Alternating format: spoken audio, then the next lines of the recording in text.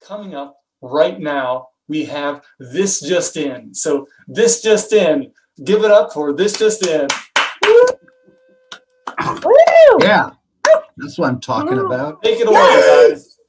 Hello. Hi, we're This Just In, and we're actually going to mix it up a little bit tonight.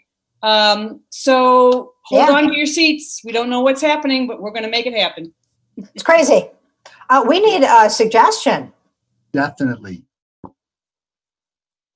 Pickles. What do we say? Pickles. Pickles. Pickles. Oh.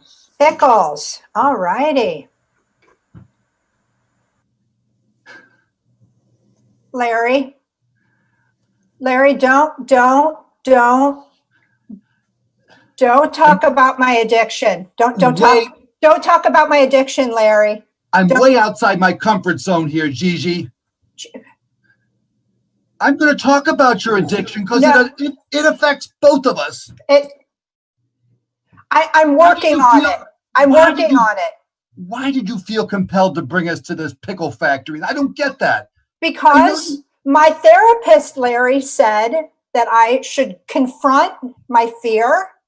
I should confront my addiction with my best friend. And you're my best friend, Larry. And Gigi, I need your support on this. Look, you wanted to take our friendship to the next level, okay? And I get it. Yeah. But couldn't we do something like bowling or no? Hell, we could even go sailing. No, Gigi. no. Pickle factory. Yes. You know how I feel about vinegar. Vinegar. Okay. It's your addiction, but it's my nemesis. I understand, and if you're my best friend, Larry, you will help me confront my fear. That's why I've brought you to the pickle capital of Des Moines, Iowa. Yes, I know. Dill Street, Des Moines, Iowa. Dill Street, Des Moines, Iowa. This was a road trip, but you didn't spring this pickle factory on me until we crossed over into the Des Moines town line. Yes, because I knew that if I said anything in the car, in my 1985 Volvo Classic, I'm just saying, because you know how much I love my car, if I would have said anything to you when we left the house, I knew I would have gotten this. So that's why I didn't say anything. I'm wetting myself right now, and the smell of the urine and the anticipation of the acetic acid. Yeah. Yeah.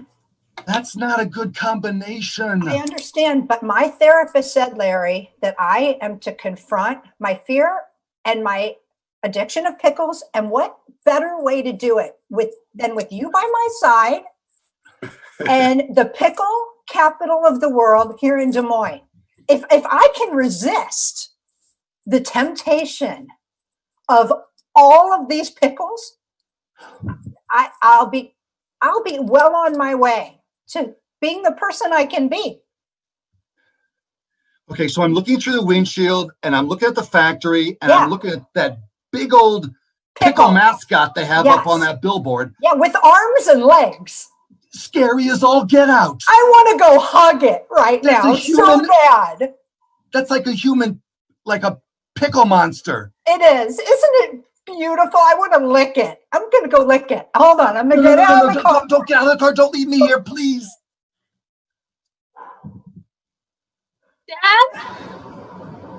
Dad, you're leaving? You're moving out? Sweetheart. Angie, this has been a long time coming. Listen,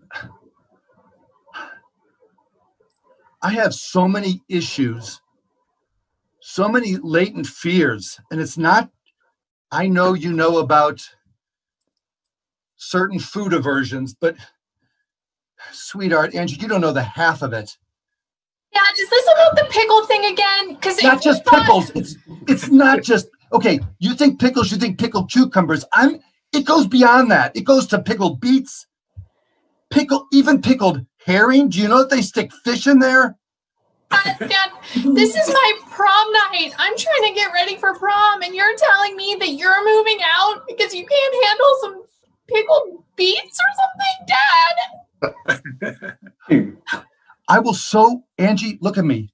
Look me in the eye.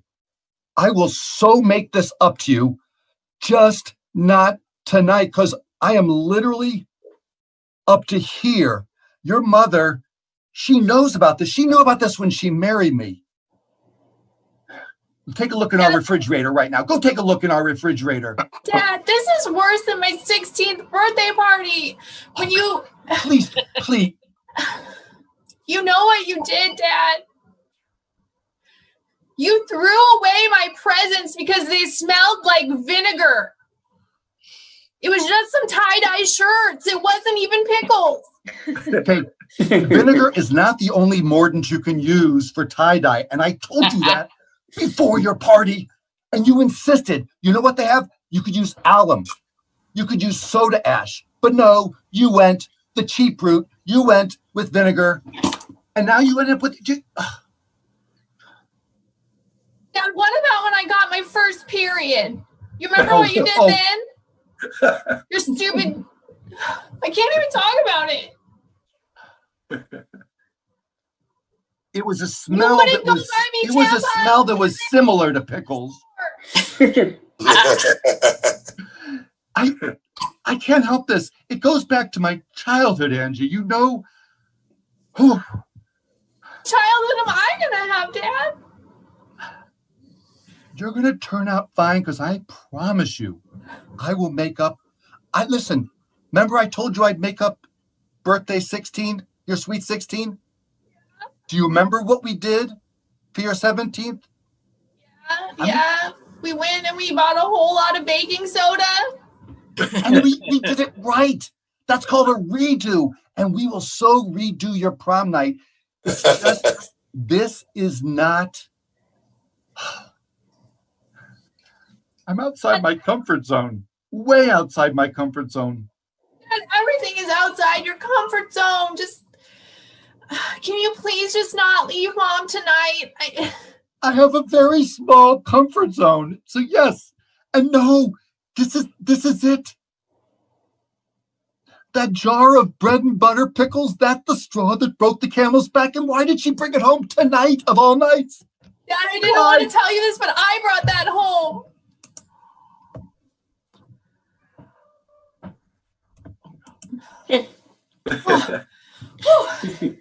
So, your dad's got a weird addiction to foods as well. Yeah, when I know this is like, food anon for kids or family members of, weird food addiction stuff. I didn't really expect to meet anybody so special here, though. Oh, well, we put this group together so that others that have, it's hard to find serious support from some of your friends in real life that truly understand the trauma that food-related, addictions can have. And so we put this safe space together so everybody can get together and talk about just the relative absurdity it is for family members to have unhealthy relationships with foods. It's so amazing, Jim. I didn't think I would find community here. And honestly, I've been kind of feeling like maybe you and I have a little something going. We understand each other's traumas and... So, well, thank you. So let's see. When you were growing up, what was the most traumatic thing that you had to deal with food? My dad walked out on us on my prom night. But you actually kind of remind me of my dad and all the good things about him. It really makes me feel kind of, I don't know, a little acidic inside or something. Well, I am a pretty acidic person. You know, that's what they say about me. They also, you know, I also have to make sure I don't fall down the same rabbit holes that, you know, that my family had issues with, namely various puffed foods. So, That must have been so hard for you. Wow.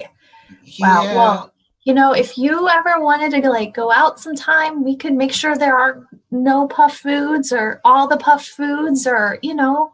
Maybe all the puffed foods. Yeah. Like maybe we could do like a camping trip, make some s'mores. The A marshmallows popcorn on the open fire. Yeah. Yeah. With the popcorn and You know, Jim, I wasn't so sure that you felt the spark that I feel, but I think that maybe you do. Oh yeah. I'm like really into this puffed food thing now. So emotive. Yeah. Marshmallows. So good. Just puffed Jimmy, up. Jimmy. Yes. You are eating way too much puff food. You know. You're not my mom. Puff Wait. wheat and puff. You are my mom. Puff balls. You need to stop eating that stuff. That is bad for your digestive system. And let me tell you something else. You need some more soured milk products in your diet. Not like Dad. I'm talking you need some more sour cream. You need some more ranch dressing. You need some more of that blue cheese stuff. Yeah. And that'll clear your complexion. My complexion's good enough. If it's not in puffed form, then fuck it. What did you just say, young man? I said good luck if it's not puffed. I thought you said a nasty word that we never say in this house. No, I would never do such a thing. You had this in your shirt. Oh. You know what? You've always been such a good boy and always listened to me. I don't know why you're not listening to me now. I'm listening to you now. You're telling me to eat things that aren't puffed, and we both know that this is a losing proposition. You know what happened to that Valerie down the street? She ate so much puff food, she became a big puffball. Yeah, and I ate half of her. Oh, don't be so silly. You think I'm joking? She couldn't get into her little Volkswagen. Yeah, I know. And then her family had to buy that Volvo. Yeah. I think it was a 1995 Volvo Classic. Oh, yeah. Eating way too much puffed stuff. So I'm gonna make another some one. dinner. Why are you covered in puffed rice? Well, you know what? I just had a little snack. I was saving some for later. So let me tell you, I'm gonna make your dinner. And we are going to get plenty of soured milk products in your little tummy, okay? Is there going to be anything puffed? No. Because I will fly into a blind rage if there is no puffed thing at all on my plate.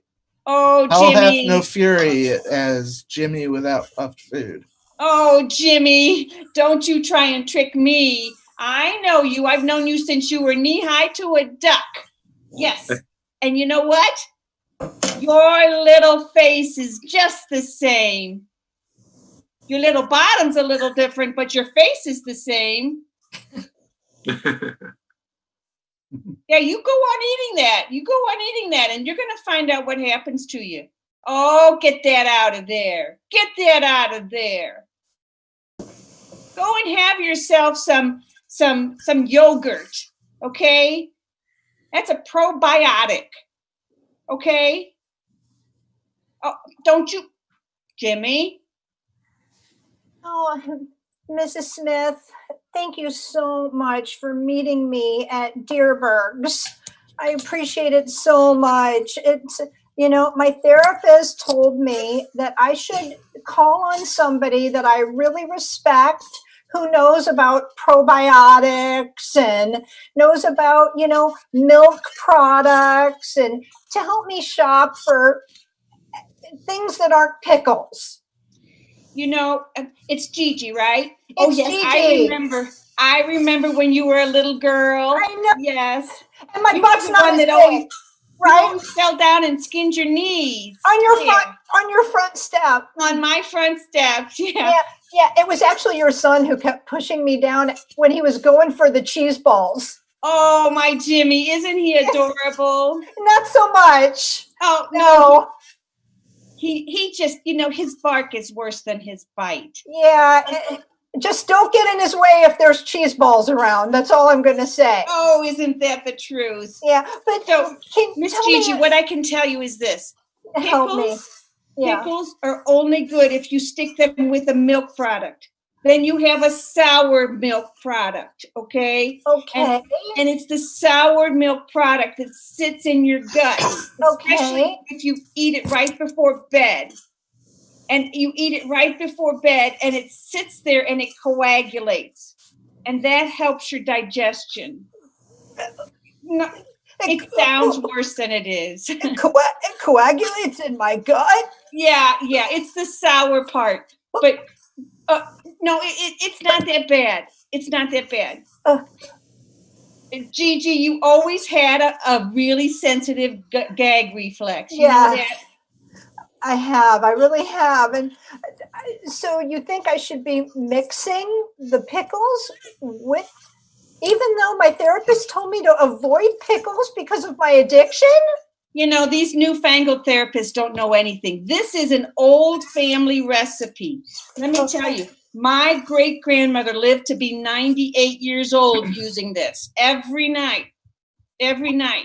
Really? Every night before I go to bed and I say my prayers, I should be eating pickles and sour milk? Yeah, you don't have to do the prayer part, but the pickles and the milk part, they have to go together at the same time.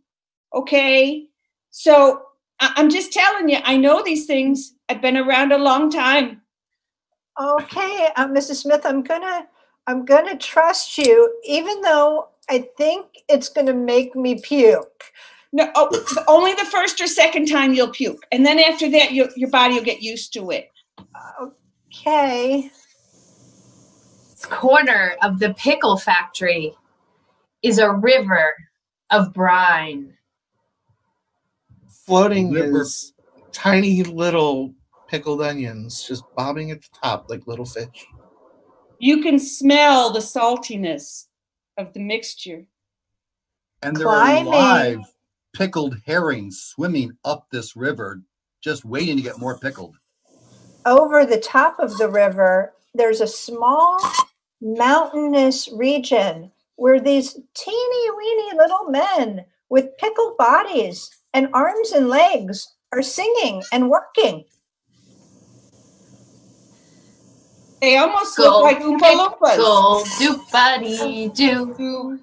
I've got another pickle for you. In this corner, it's the world's largest gherkin. It's 40 feet tall and 30 feet wide. It's got knurls and bumps and ridges running all the way down. Dark green and constantly being moistened from above like a fountain of vinegar dripping from it to keep it. And at the bottom, there's a pool of green slime where the mini pickle men come to fill their buckets. You could try and put your arm around the pickle and your arms would not fit. It is that big. Ginormous. So big you don't even feel the circumference of it. It just feels flat when you hug it. Too big to hug the pickle. Too big to hug.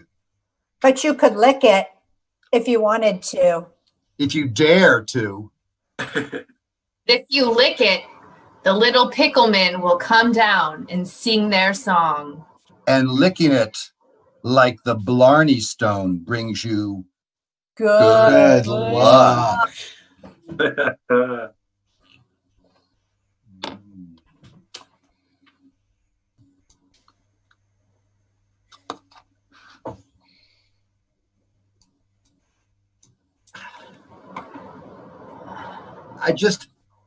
Where's Jim?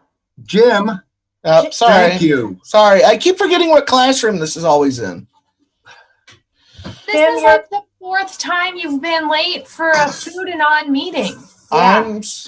I'm sorry. I was predisposed in my car. I'm here. Am I late? See, Oh my God. she's later than I am, and y'all are giving me Traffic. There was a truck of pickles that it apparently lost its load all over the road.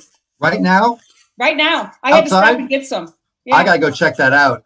So I want to propose an idea to the group, and seeing that this is our first meeting, I think we need to get our Food and On t-shirts that are tie-dyed and not use the regular tie-dye solution, but something with a different kind of brine. Like soda ash. Yes. Soda ash. I'll run out and get that right now. Okay.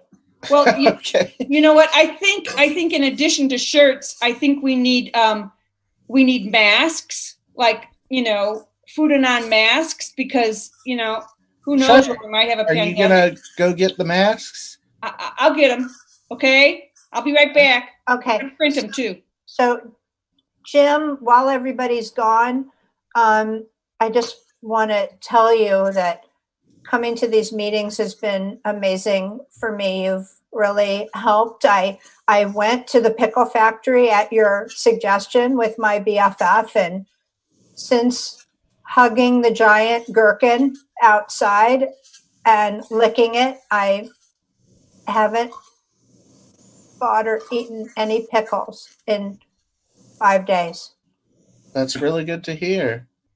I think I'm gonna. You're a magician. I'm just saying. Oh, you're back already. Hey, yeah, I actually didn't make it. Gigi, I just wanted to tell you that there's somebody in the parking lot looking for you, so you might go out there. Okay. Thanks. So, Jim, actually, there's nobody out there. I just You thought tricked her again. it was really important for us to talk about why our relationship ended. Well, it all started on that camping trip, right? And I saw that bag of jet puffed marshmallows in your trunk, and I just kind of had a moment of weakness and just stole your car and stole the marshmallows. I really thought we had something. I feel so betrayed.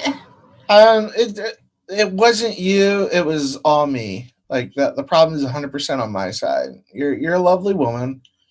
I'm just not the type of person that needs to be dating. Hello? I'm back. You're back. Okay. I was going to get the mask, but then I saw somebody out in the parking lot. I think it was for you, Angie. It's some man who says he's leaving and he wanted to see you one last time. My dad. Okay. He looks like you. Yeah.